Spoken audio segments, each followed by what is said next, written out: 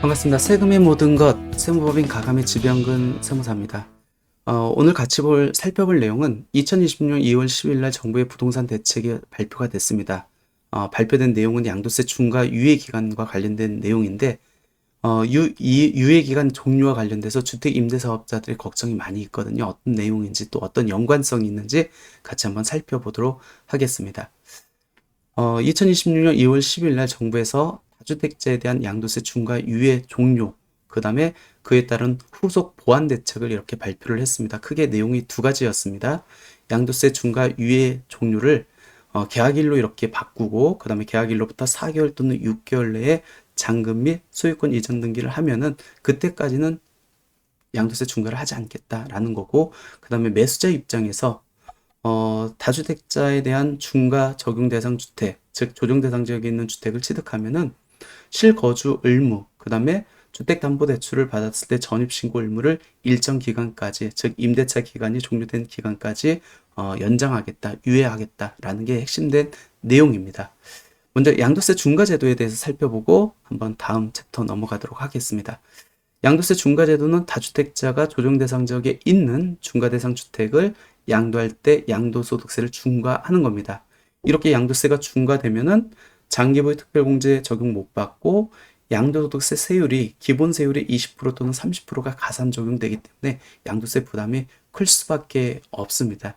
실제 계산을 돌려봤었을 때 양도소득세가 중과 적용됐을 때하고 안 됐을 때하고 세금 계산을 해보면은 거의 2배 이상 차이가 나기 때문에 다주택자 입장에서 양도소득세가 중과되는지 안 되는지 굉장히 민감할 수밖에 없다라는 겁니다.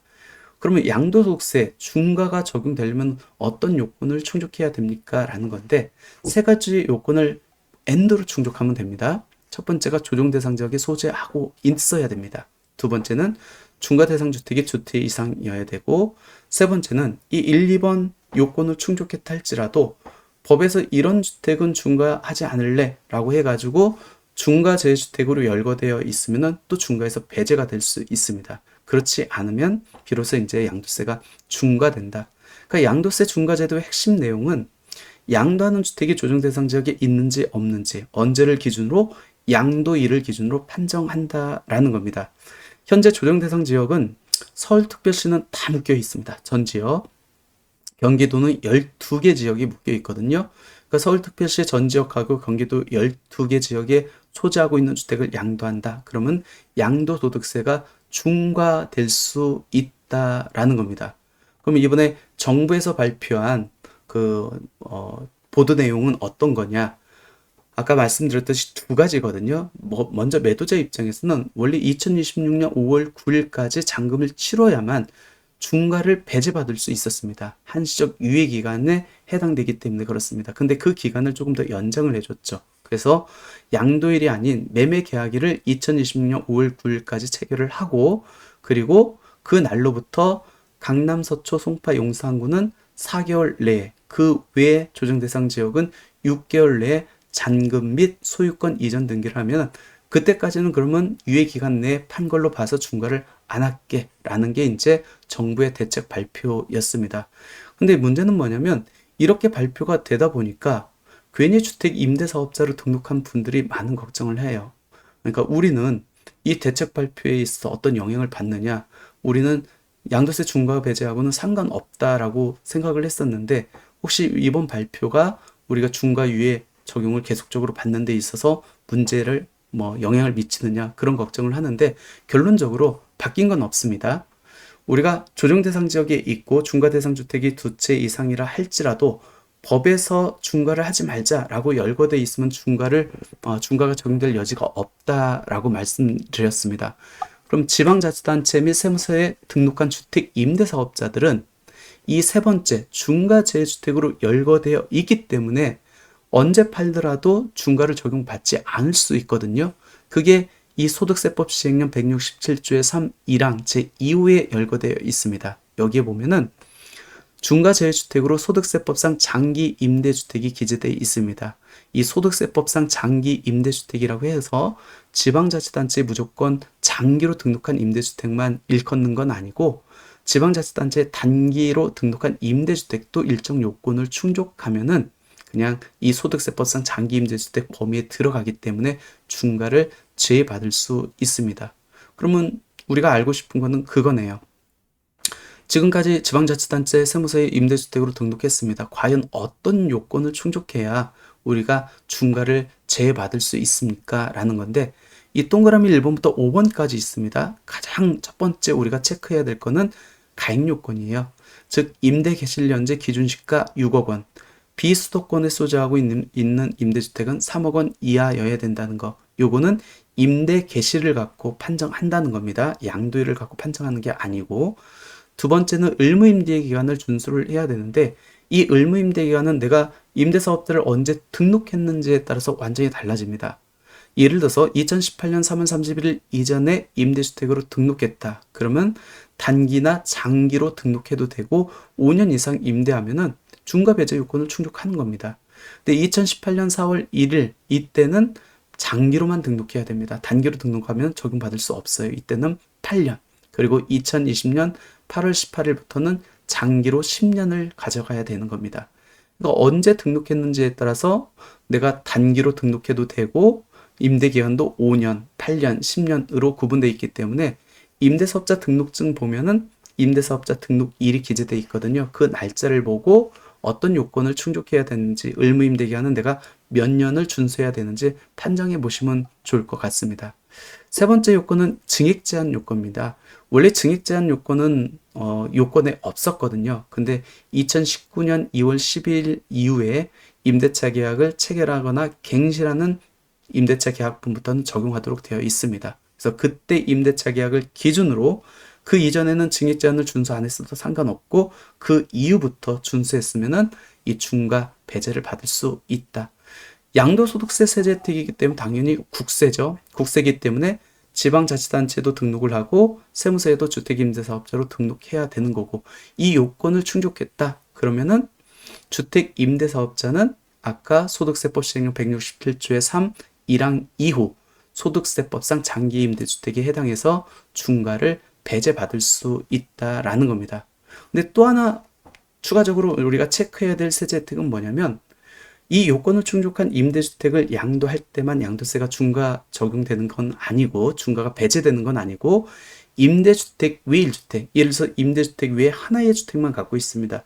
이 하나의 주택을 양도할 때도 임대주택, 즉 중과제주택 외 1주택에 해당하기 때문에 이 1주택도 중과를 배제받을 수 있다라는 겁니다.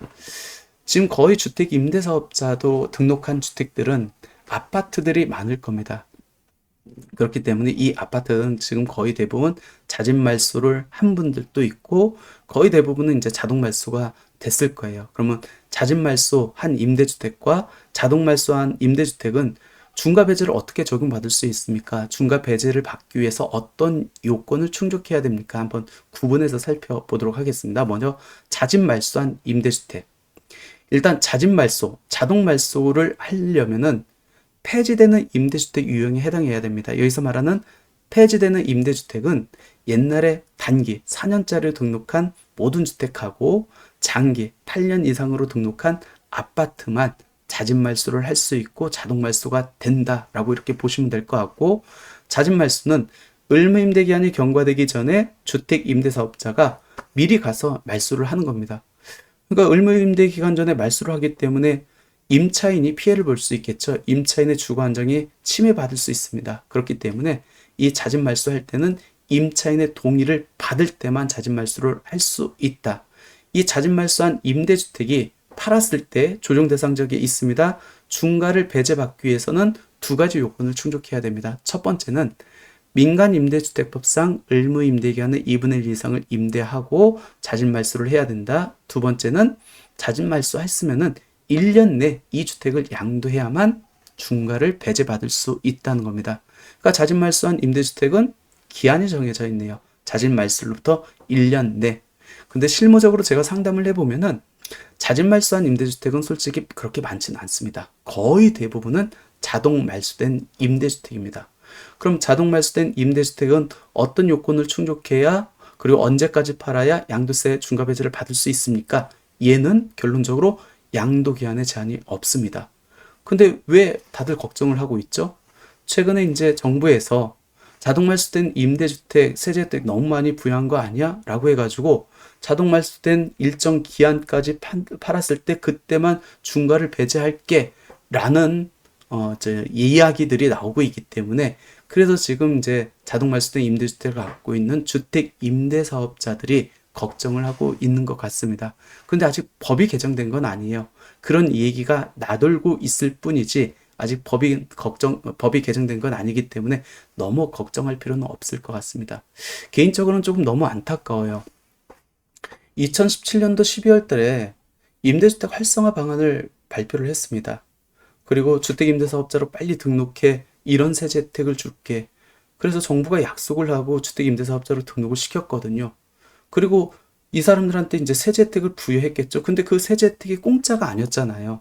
의무 임대 기한을 준수해야 되고 그 기간 동안 5%밖에 임대를 못 올렸고요. 그다음에 민특법에서 규정하는 각종 공적 의무를 준수해야만 이 세제 혜택을 받을 수 있었거든요. 정부가 해야 되는 임차 시장의 안정화를 민간으로 돌리면서 그 역할을 주택 임대사업자한테 이제 짐을 떠넘겼습니다. 그렇게 짐을 짓고 왔는데, 그래서 이제는 자동 말소돼서 언제 팔아도 중과 배제 혜택을 받을 수 있는데, 이제 와서 그 중과 배제 혜택 너무 한없이 주는 건 과세 형평에 맞지 않아 라고 해가지고 세대 혜택을 준다고 하면은, 개인적으로 봤을 때 이거는 조금 문제가 있지 않나 생각됩니다. 아직 정부에서 그런 생각만 하고 있고 법은 개정되지 않았거든요. 그러니까 아직 법이 개정될 때까지 걱정할 필요는 없을 거고, 어떻게 법이 바뀔지 모르니까 일단은 현행 세법 테두리 안에서 매도 타이밍이나 매도 계획을 설정하는 게 맞을 것 같습니다. 혹시 법이 개정되면 제가 개정되자마자 아니면 보도자료가 나오자마자 다시 유튜브를 통해 가지고 다시 안내해 드리도록 하겠습니다. 근데 현재 시점에서는 일단 자동 말소된 주택은 언제까지 팔더라도 중과는 배제받을 수 있다라는 겁니다. 그동안은 중과 유예 기간이 있기 때문에 내가 주택 임대사업자이건 아니건 간에 이 주택을 팔 때는 무조건 중과를 적용받지 않기 때문에 이 중과 배제, 주택 임대사업자로 등록한 임대주택의 중과 배제가 큰 이슈가 아니었죠. 근데 이제 중과 유예 기간이 종료됨으로 인해 가지고 주택 임대사업자의 중과 배제 그 세제 혜택이 굉장히 크게 메리트로 이제 떠오르다 보니까 이제 그동안 걱정 안 했던 것들이 하나둘씩 이제 걱정이 되고 있습니다. 그래서 요즘 이런 질문들을 많이 합니다. 자동 말소가 됐고 아직 내가 팔지 않았고 이 주택은 언제 팔더라도 지금 중과가 적용되지 않는데, 이 자동 말소된 이후에 내가 중과 배제 혜택을 적용받으려면은 파는 기간 동안, 즉 자동 말소된 이후 양도일까지 사업자 등록을 유지해야 되고 계속 임대를 해야 되고 5% 증액 제한도 준수해야 됩니까? 라는 질문들을 많이 하세요. 근데 결론, 그렇지 않아도 된다. 자동 말소된 임대주택은 자동 말소일까지만 요건을 충족하면 그 이후에는 더 이상 요건 충족 여부를 묻지 않습니다. 따라서 자동 말소된 이후에는 세무서에 사업자 등록이 폐업 신고를 해도 상관없고요. 자동 말소된 임대주택에 내가 들어가서 거주하고 있어도 상관없고, 자동 말소된 이후에 5% 증액 제한을 준수하지 않아도 이미 자동 말소된 시점에 세제 혜택 적용받을 요건을 충족했기 때문에 이 주택은 언제 팔아도 중과 배제 받을 수 있다라는 겁니다. 그래서 너무 걱정하지 않으셔도 될 것 같고요. 현재 이런 분들이 많이 있어요. 제가 예전 영상에도 한번 이렇게 소개시켜 드렸는데 최근에 질문들을 많이 해가지고 다시 한번 정리를 해보겠습니다. 거주하고 있는 주택이 있습니다. 그 다음에 자동 말소된 임대주택이 있어요. 그러면 옵션이 두 개가 있겠네요. 임대주택을 먼저 팔든지 거주주택을 팔든지, 둘 중에 어떤 걸 먼저 파느냐에 따라서 세금 문제가 달라질 수 있겠죠. 그거 한번 다시 한번 정리해 보겠습니다. 먼저 임대주택을 먼저 팝니다. 어떤 세제 혜택 받을 수 있죠? 자동 말소된 임대주택을 먼저 팝니다. 이 주택 상태예요. 이 임대주택이 조정 대상 지역에 있습니다. 그러면 이 주택에서 조정 대상 지역에 있는 주택을 팔기 때문에 양도소득세가 중과될 수 있는데, 얘는 아까 소득세법 시행령 160조 3 1항 제2호에서 소득세법상 장기 임대주택에 해당하기 때문에 중과가 적용될 여지가 없죠. 그러니까 얘는 중과 배제를 받습니다. 더군다나 이 임대주택이 장기보유 특별공제율 특례 적용, 예를 들어서 50% 적용 요건을 충족했다. 그러면은 양도차익의 50%까지 공제받을 수 있겠죠. 어찌됐든 중과가 배제가 되고 과세가 되되 장특공제율 특례 적용까지 요건을 충족해서 받을 수 있다. 그 이후에 이제 거주주택 한 채만 남았습니다. 이 주택을 팔 때는 당연히 이 주택은 양도일 현재 1주택이고 2년 이상 보유 2년 거주 요건을 충족했으면 우리가 말하는 1세대 1주택 비과세, 오리지널 비과세를 받을 수 있겠네요. 2년 보유는 당연히 해야 되는 거고 2년 거주 요건은 취득일 현재 조정 대상 지역에 있는지 없는지에 따라 결정되겠네요. 취득일 현재 조정 대상 지역에 있으면은 2년 거주 요건까지 충족해야 비과세를 적용받을 수 있고 취득일 현재 조정 대상 지역이 아니면은 2년 보유만 하면 비과세를 받을 수 있겠네요. 물론 양도가액이 12억 원이 초과되면은 초과되는 양도차익에 대해서는 일정 부분 세금을 내야 된다라는 겁니다. 그 초과되는 부분에 대해서 이제 장기보유 특별공제가 현재 세법상 80%까지 적용되죠. 10년 이상 거주했을 때. 근데 정부에서 또 이게 많다고 해서 요거를 조금 또 개정하려고 움직임이 있습니다. 이것도 아직 확정된 건 아니니까 나중에 어떤 보도자료가 있거나 개정되면 그 부분 제가 영상을 통해서 말씀드릴 수 있고 아직은 80%까지 적용된다라는 겁니다. 이번엔 순서를 한번 바꿔보겠습니다. 이번엔 거주주택을 먼저 양도합니다. 어떤 세제 혜택 받을 수 있죠? 임대주택이 있는 상태에서 2년 이상 거주한 주택을 먼저 양도합니다. 그럼 받을 수 있는 세제 혜택은 거주주택 비과세 특례입니다. 양도일 현재 2채 이상을 갖고 있음에도 불구하고 이 주택을 팔았을 때 비과세를 받을 수 있다라는 겁니다. 그런데 이때 주의해야 될 거는 이 거주주택 비과세 특례를 적용받으려면 언제까지 팔아야 되죠? 자동 말소로부터 5년 안에 팔아야 거주주택 비과세 특례를 적용받을 수 있다. 가끔씩 상담을 하다 보면은 이 거주주택에 대한 양도차익이 적어서 임대주택에 대한 양도차익은 굉장히 크고 이 거주주택 비과세 혜택을 오히려 안 받고 싶어 하는 분들이 있습니다. 그러면 합법적으로 어떻게 하면 되죠? 자동 말소로부터 5년이 경과된 이후에 이 거주주택을 팔면은 거주주택 비과세 특례를 못 받겠네요. 그렇게 이제 합법적으로 피해 갈 수 있는 방법도 있다라는 겁니다. 그래서 무조건 거주주택을 먼저 팔아야 된다. 임대주택을 먼저 팔아야 된다. 이렇게 단정할 필요는 없고 내 상황에 맞춰가지고 그리고 거주주택과 임대주택의 양도 차익을 한번 산정해보고 내가 유리한 선택을 취사 선택하면 된다. 이렇게 보시면 될 것 같습니다. 어찌됐든 이 케이스에서는 거주주택 비과세 혜택을 받았다고 보고 이제 임대주택이 한 채 남았습니다. 이 주택을 팔았을 때 양도일 현재 한 주택이네요. 2년 보유 2년 거주 요건을 충족했습니다. 그러면 이 임대주택도 비과세 혜택을 받을 수 있는데 여기서 이제 브레이크가 걸리죠. 전체 양도 차익에 대해서는 못 받죠. 왜요? 거주주택을 양도할 때 임대주택은 없는 걸로 봐서 얘가 이미 비과세 혜택을 받았기 때문에 이 임대주택에 대한 비과세를 받을 수 있는 양도차익은 거주주택을 양도한 이후의 양도차익만 비과세를 받고 그 이전의 양도차익은 세금을 내야 된다라는 겁니다. 이렇게 보시면 돼요. 전체 양도차익 중에서 거주주택 양도일 전과 후로 바꿔가지고 구분해가지고 거주주택을 양도한 이유는 비과세, 그 이전은 과세.